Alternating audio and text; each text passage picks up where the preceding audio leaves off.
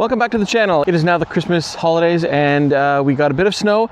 In today's video, I'm going to re-angle the back portion of the tractor. If you saw in my last video, the angled blade and my 3-point attachment points were misaligned, and that was causing a lot of pressure to be placed on one side of the angle blade, which was pushing my new rubber cutting edge down too far. I have since played with the angles and that seems working better, so we're just going to make sure that it's done correctly now. And then we're going to go and do a quick little clearing of the driveway to see how it works.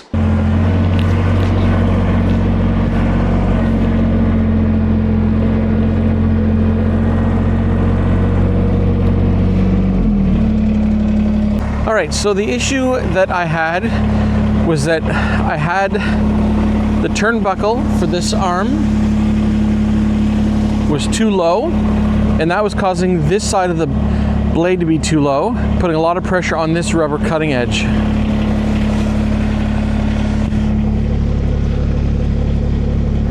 The other thing I noticed is that my entire rear angle blade is set off to this direction.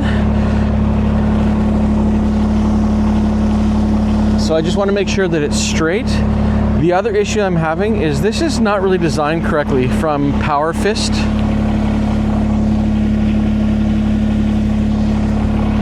Because this has to come up and go into the center, but it doesn't really fit because of the way that's designed. So it's not really meant for a quick attach, I guess. So I've had to do that. Maybe in the future I don't want to bend that because that's the only real strength it has for weight. So I'm just going to go through and make sure that my arms are the right length with the turnbuckles. There and there. That it's straight so that I'm putting equal pressure across the blade. Leave me a message in the comments if you think I should angle the 3-point arms to be more left or right, because if I'm moving snow on an angle, it's going to put a lot more pressure to go this way. So should I bring it this way further so that it kind of goes back to straight? So leave me a message in the comments about that. But we're just going to go through and make sure that our angles are correct here. The other thing that I'd like to know is, should my turnbuckles for my 3-point arms be tight, or should I leave a bit of flex? Like, is this enough flex? Is that too much flex? So please let me know what you guys think. So I'm just going to adjust these arms. I'll be right back.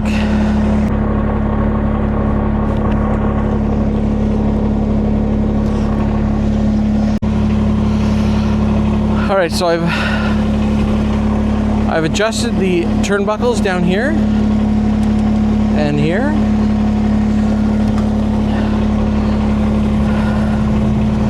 So that's pretty tight now. And I'm just gonna make sure my so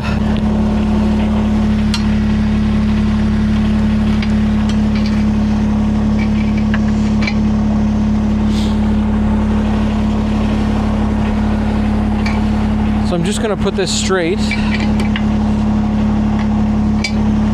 to back up against the garages. You know what? I'll do it the other way.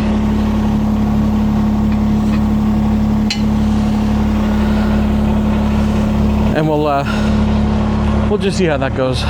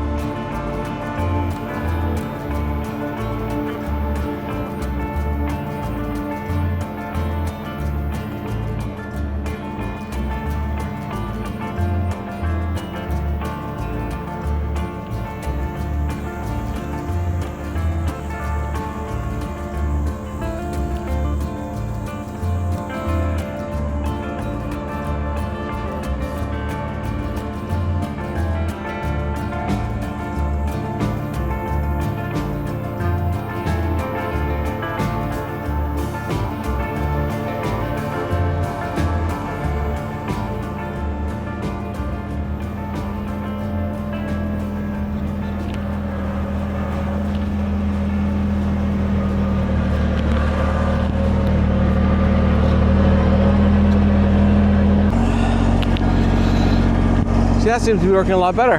So that's the kind of surface I like. It's not scraping, it's not ruining my asphalt. It's doing a good job.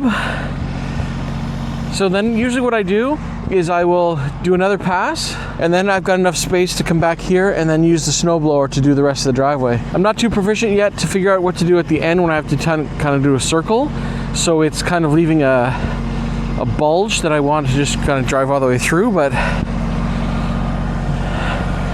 I will have to clean that up. I don't know if you saw it in my short, but if you didn't, go back and look for it from last week. I had grabbed this 2x6 or 2x8, and you can see it's all chewed up because what happened was I was coming out of the shop, I raised my snowblower to come over this one, but then I put the angle blade down and it caught at the back, carried it out here into the snow, and I didn't see it when I was using the snowblower, and I broke a shear bolt.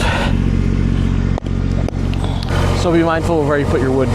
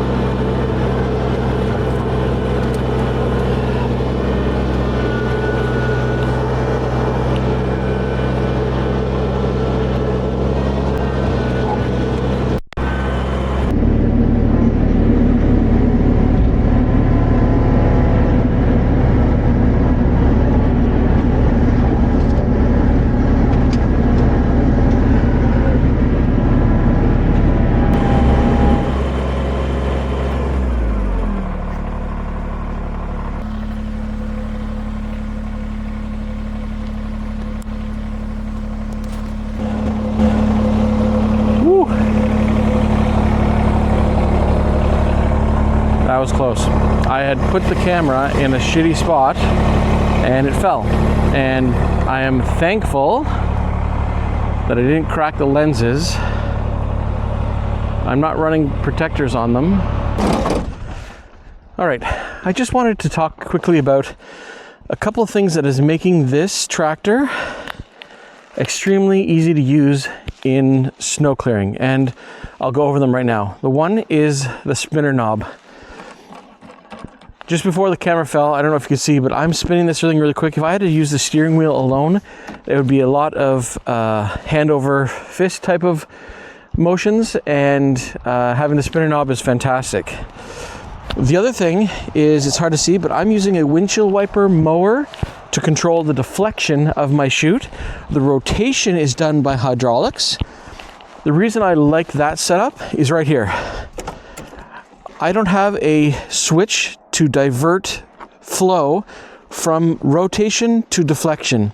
That means I can run both of these at the same time. I can be going left and right with the chute, as well as down and up with the deflection. That makes it super important when the wind is blowing and you're moving the chute around, and then the snow comes back and hits you. You can easily divert it down while rotating it at the same time. It can do both motions. If you had the diverter, you'd have to go across, push the button, then come up, then push the button, then go down, then push the button to go and do your dual axis maneuvers. So having the electric chute deflector, I think, is a very amazing option versus going with a hydraulically powered one. I've seen others where they do a linear actuator off the back, electric as well, and that's fantastic. TMacFarlane has outfitted this for me, and it uses a Deutsch connector right here. That was what controls the windshield wiper motor. And then it's tied into my system up in here.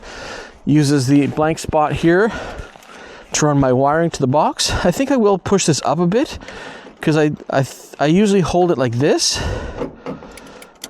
But maybe if I bring it up, I can just use it a bit higher. I don't know if I've got enough play. So I might change that, but it's working out fantastic. So that is an amazing way of clearing snow for a front mount snowblower with the rear angled blade. I am very happy with the functionality of it. I again did not do the top of the driveway because the rocks are just too soft. But what is nice, and a couple of people have left in the comments, so thank you very much.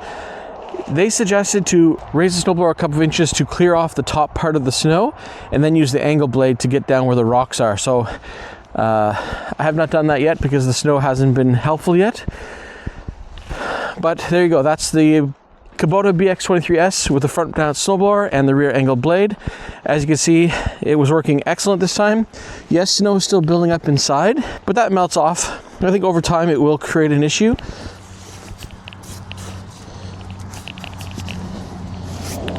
So Aiden and I might put a bar across. We've been talking about it. I think the biggest issue is I want to maybe cover this or put something to stop the snow from getting inside. But maybe the bar across will help keep it pressed against it enough. I just don't have any 1/4 inch flat bar, so I'll be dealing with that. This nut system seems to be holding up well. I'm just gonna let it rust until it can't move anymore, and then I still have my play. Then I can take this out and rotate it as needed. So that seems to be working fine for now. So maybe I was overthinking how to set that up, but I'm getting used to it. It is Christmas, so this will probably be the last video I make for 2025. We will have more snowblowing stuff in 2026, but before Christmas and New Year's, I think this will be it. So I just wanted to give a big shout out to all you subscribers and watchers. We've had great progress on the channel this year, and I hope to have that continue in 2026. So thank you very much. What'd you do on your land today? Because today I'm showing off some of the features of the BX, my adjustments to the rear angle blade, and my preference to have a electric chute deflector. So thanks very much. Have a good one.